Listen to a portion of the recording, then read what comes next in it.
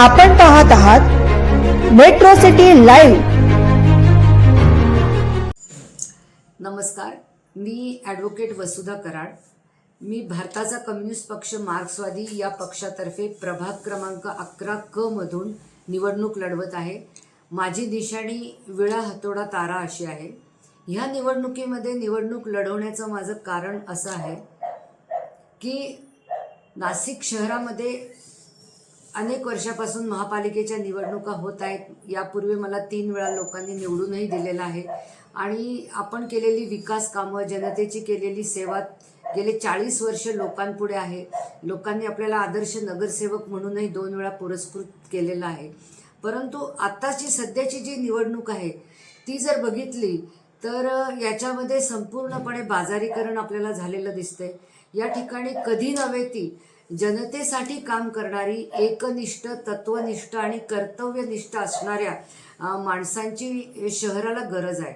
आपण बघितलेलं आहे की आम्हाला निवडून जरी दिलं नाही लोकांनी तरी आजपर्यंत आम्ही कधी पक्ष राजकारणामध्ये बदललेला नाही। त्याच पक्षाबरोबर आपण तत्वनिष्ठ पद्धतीने राजकारण करत आलेलो आहोत।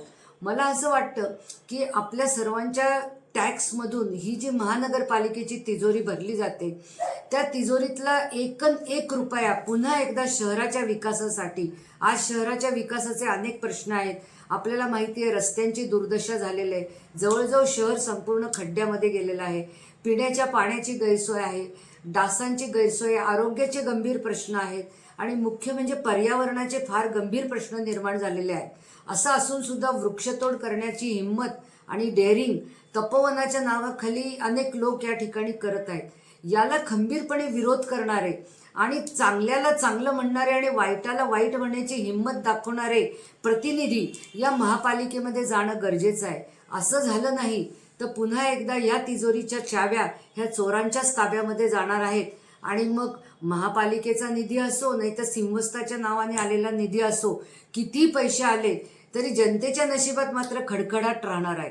आणि मग हे सगळं झाल्यावरती या शहरामध्ये कुठलाही चांगला रोजगार निर्माण झालेला नाही, तरुण हातांना काम नाही। याच्यामुळे फ्रस्ट्रेट झालेली तरुण पिढी ही व्यसनाकडे वळलेली आहे। शहरामध्ये मोठ्या प्रमाणामध्ये व्यसनाचं प्रमाण आहे, गुन्हेगारीचं प्रमाण अत्यंत वाढलेलं आहे आणि ह्या सगळ्यांना जर कंट्रोल करायचं असेल तर जी माणसं नेता जरी असली तरी खरोखर या अपप्रवृत्तींपासून दूर आहेत अशाच काही लोकांनी तरी त्या ठिकाणी जाणं गरजेचं आहे आणि तेच या गोष्टीला विरोध करू शकतात।